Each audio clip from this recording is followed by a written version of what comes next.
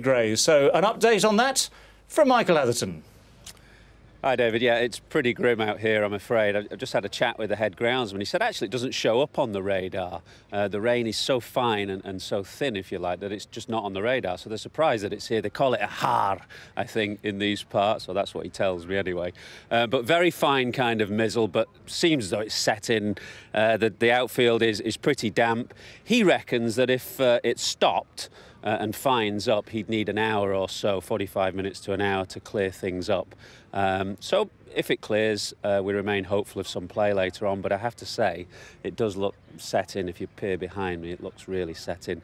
I've got the two umpires here, Ian Ramage and Mark Hawthorne.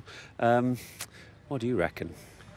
Well, I'm not looking too promising for a start anytime soon. We won't start on time, obviously, this morning. We told the captains that a few moments ago as well. And we'll kind of inspect once the rain goes off and take it from there. So at the minute, not too promising for anytime soon. And do you view this as a big game to umpire in? I know you do lots of associate cricket, but the chance to umpire in a one-day international involving England as well?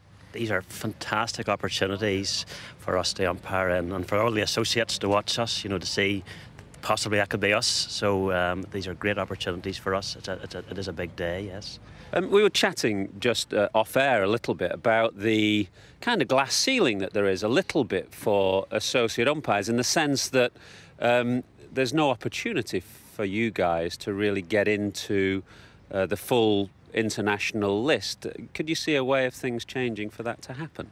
Yeah, I think it might change at some point. There's been moves to think about that, I believe, by the ICC in recent years, but it's quite a difficult one because guys umpiring higher than us are doing first-class cricket day and daily. They're professional umpires full-time. Mark and I, we have jobs to think about, and we do club cricket on Saturday afternoon, so I can see why it's an issue, but I'd hope so at some point it can change and we can get a chance to go and do that in years to come. And both you guys have a cricketing background, both played a bit of club cricket in respective countries?